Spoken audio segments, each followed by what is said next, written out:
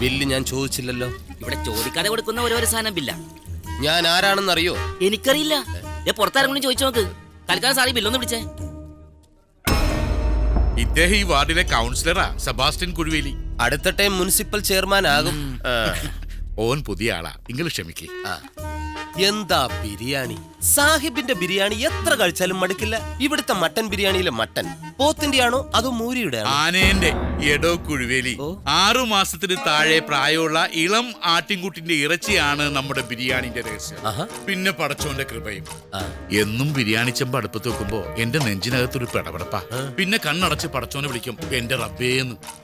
ഒന്ന് പാളിയാ തീർന്നില്ലടോ കച്ചവടം. ദേ, നിങ്ങൾ ആ ഹോട്ടലും നോക്കി, എന്തോരം കച്ചവടം ഉണ്ടായിരുന്നതാ.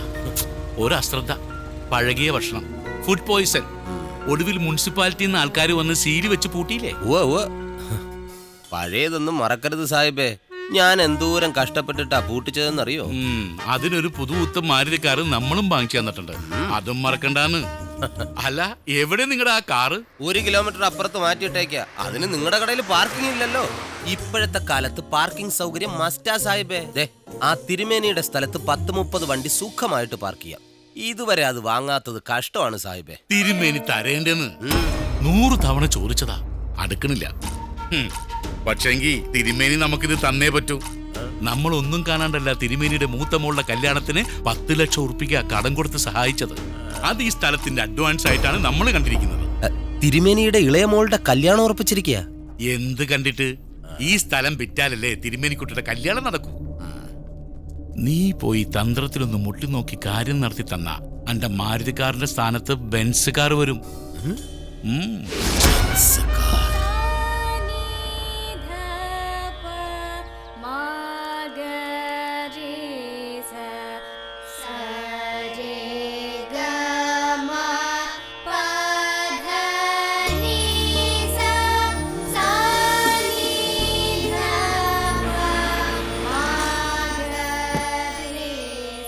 എന്താണോ കുഴിമേലി ഈ വഴിക്കൊക്കെ?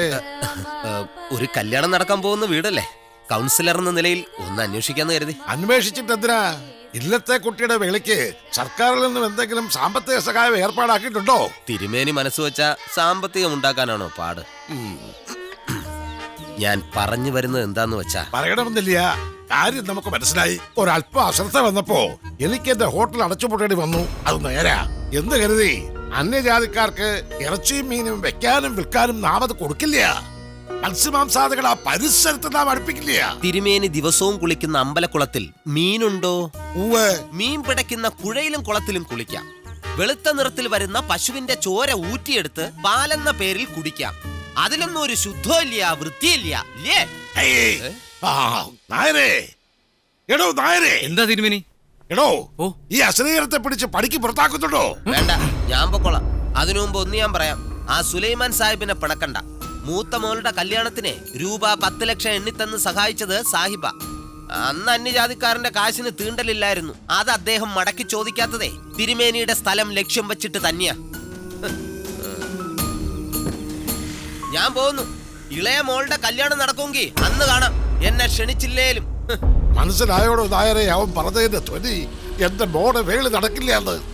എന്റെ കയ്യിൽ പണയില്ലാന്ന് നാട് മുഴുവൻ പാട്ടല്ലേ. ഈശ്വര, എന്തൊക്കെ കാരണം. അല്ല തിരുമേനി, ഞാനൊന്ന് ചോദിച്ചോട്ടെ, ഈ വിൽക്കാൻ പോകുന്ന സ്ഥലം ആര് വാങ്ങിയാ നമുക്കെന്താ? നല്ല വില കിട്ടിയാ പോരെ? അവിടെ ആ തിരുമുറ്റത്തിരിക്കുന്ന ഉണ്ണിഗണപതിയെ താനും മറന്നുവോ? ഓർമ്മ വെച്ച നാള് തൊട്ട് ആ ഉണ്ണിഗണപതിയെ ഉണർത്തുന്നതും ഉറക്കുന്നതും ഞാനാ. അടിച്ചു തളിച്ച് ഒരു തിരി കത്തിച്ചാ മതി, മനസ്സ് നിറഞ്ഞനുഗ്രഹിക്കും. അന്യജാതിക്കാർക്ക് എന്ത് ഗണപതി. എന്താ കുട്ടിയെ? അച്ഛാ, ദേവമാഷിന്റെ ഇമെയിൽ വന്നു. എന്ത് വന്നു? മെയില്. എടോ, കത്തിടപാടുകൾക്ക് പകരം ഇപ്പൊ ഇങ്ങനെയൊക്കെയാ വകുപ്പ്. ഞാൻ തന്നോട് പറഞ്ഞിട്ടില്ലടോ നായരെ, ഇവളുടെ കൂടെ കോളേജിൽ സീനിയർ ആയിട്ട് പഠിച്ച ഒരു കമ്മത്ത് മാഷെ പറ്റി. ഓ, കമ്മത്ത്.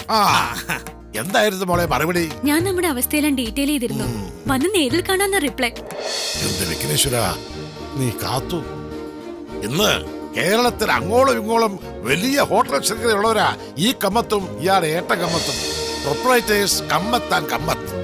അവര് നമ്മുടെ ഹോട്ടൽ ഏറ്റെടുത്താൽ നമ്മൾ രക്ഷപ്പെട്ടു.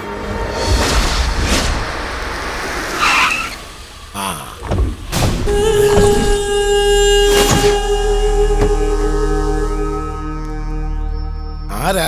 എന്ത് വേണം? ഞങ്ങളെ സുലൈമാൻ സാഹിബ് പറഞ്ഞയച്ചതാ. ഇതാ ഈ അഗ്രിമെന്റിൽ ഒന്ന് ഒപ്പിട്ട് തരാൻ പറഞ്ഞു. എന്താ ഇത്? ഇംഗ്ലീഷ് ആണല്ലോ. ഇങ്ങ് തന്നെ ഞാൻ നോക്കട്ടെ.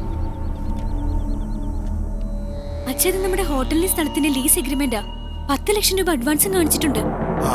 സാഹിബിന് 10 ലക്ഷം കൊടുക്കാനുണ്ടെന്നുള്ളത് വേറെ. അതിന് ഈ എഗ്രിമെന്റിന്റെ വകുപ്പ് മനസ്സിലാകുന്നില്ല. അഡ്വാൻസ് വാങ്ങിയിട്ട് എഗ്രിമെന്റ് കൊടുക്കാത്തത് ശരിയാണോ തിരുമേനി? ഇതിൽ ഒപ്പിട്ട് തന്നില്ലെങ്കിൽ ഞങ്ങൾക്ക് ബലം പ്രയോഗിക്കേണ്ടി വരും. എങ്കിലും അതൊന്ന് കാണണമല്ലോ. അയ്യോ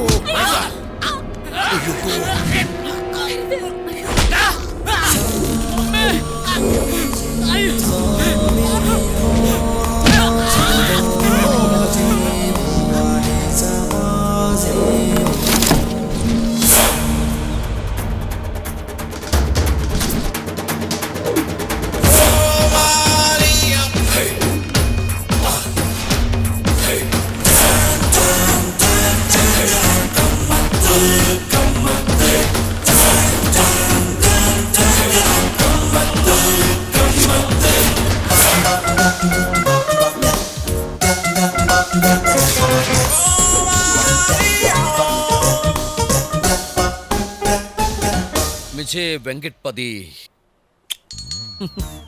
നമ്മൾ എന്തൊക്കെയാണ് കാണാൻ കൊടുക്കുന്നത്? തള്ളോ? തള്ളിന്റെ ഒന്നും കാര്യമിനിയില്ല. നമ്മൾക്ക് കാര്യങ്ങൾ പറഞ്ഞു തീർക്കാൻ കൊടുക്കാം. താൻ ആരാ? നാണോ? ആ. നാണാണ് നമ്മൾ. മനസ്സിലായില്ല? ഇല്ല. നമ്മളല്ലേ ഇപ്പൊ കാറിൽ ഇങ്ങോട്ട് വരാൻ കൊടുത്തത്. ഏ? നമ്മൾ എന്ന് പറഞ്ഞാൽ കൃഷ്ണകുടി കൃഷ്ണരാജ കമ്മത്ത് മകൻ ദേവരാജ കമ്മത്ത. ഇനി നിങ്ങൾ നമ്മൾക്ക് കാര്യങ്ങൾ പറയാൻ കൊടുക്കണം. എന്താണ് പ്രശ്നം? ഞങ്ങൾ സുലൈമാൻ സാഹിബിന്റെ ആളുകളാ. അപ്പോൾ അതാണോ പ്രശ്നം? അയ്യോ അതല്ല. ഇനി ഒന്നും ഇങ്ങോട്ട് പറയാൻ കൊടുക്കണ്ട. കാര്യങ്ങളെല്ലാം നമ്മൾ മനസ്സിൽ കണ്ടു. 10 ലക്ഷം രൂപയുടെ പ്രോബ്ലം അല്ലേ? ആ പണം നമ്മൾ തരും. മൂർത്തി, മൂർത്തിയുടെ കോട സുർക്കാൻ കൊടുക്കണോ? കോട സുർക്കാൻ കൊടുക്കണോ? തിരുമേനി, ഈ സാഹിബിന്റെ കയ്യിൽ നിന്ന് പണം മേടിക്കാൻ കൊടുത്തിട്ട് എത്ര കാലമായി? 1.5 വർഷം കഴിഞ്ഞു. 2 വർഷത്തെ ബാങ്കിന്റെ പലിശ കണക്കാക്കിക്കോട്ടെ. അപ്പോ 12,09,999 രൂപ 85 പൈസ. മൂർത്തി, നമ്മളൊന്ന് റൗണ്ട് ചെയ്യുന്നു. 12,10,000. 15 പൈസ ജാസ്തി ഉണ്ട്. എത്ര പണം നമ്മൾ വെറുതെ കളയുന്നു? കൊണ്ടുപോയി തിന്നട്ടെ മക്കനക്ക. മൂർത്തി,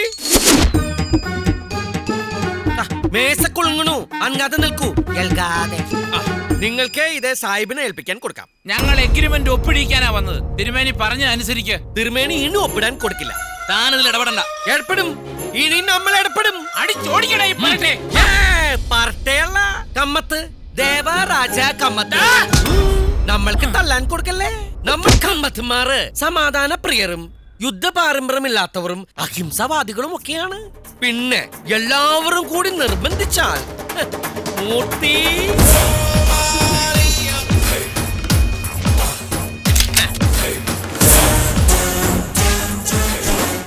ഇത് ഒരു നെക്കിയാൽ നിങ്ങളുടെ തൽബണ്ട പൊട്ടി നിങ്ങൾ സത്തുപോകും. നിങ്ങൾ സത്തുപോയാൽ നമ്മൾ ജയിൽ പോകാൻ കൊടുക്കില്ല. നമ്മൾക്ക് പണമുണ്ട്, പദവിയുണ്ട്. ഇനി നിങ്ങൾക്ക് തീരുമാനിക്കാം ജീവൻ വേണോ അഗ്രിമെന്റ് വേണോ. ജീവൻ മതി. വിത്ത് ക്യാഷ്. മൂർത്തി, ഈ ഗുണ്ടന്മാരുടെ പേര്, അഡ്രസ്, ഫോൺ നമ്പർ, ഫോട്ടോ എല്ലാം മേടിക്കാൻ കൊടുക്കണം. നമ്മൾക്ക് ഒരു പ്രോബ്ലം വന്നാൽ ഇവരെ വിളിക്കാൻ കൊടുക്കരുത്.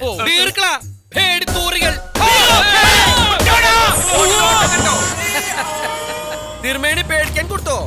ഏയ്, ഇതിലുണ്ടയില്ല. ഉണ്ട നമ്മളുടെ സേട്ടൻ കമ്മത്തിന്റെ കയ്യിലാ.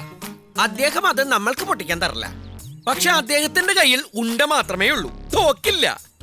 തോക്ക് നമ്മുടെ കയ്യിലല്ലേ. തോക്കിൽ ഉണ്ട ഇട്ടാലല്ലേ പൊട്ടിക്കാൻ പറ്റൂ. സ്വർഗത്തിൽ നമ്മൾ തോക്ക് പൊട്ടിക്കാറില്ല. കാർത്തിയാനി, ഇദ്ദേഹത്തിന് കുടിക്കാൻ കുറച്ച് സംഭാവന കൊടുക്കുക. ഒന്നും വേണ്ട.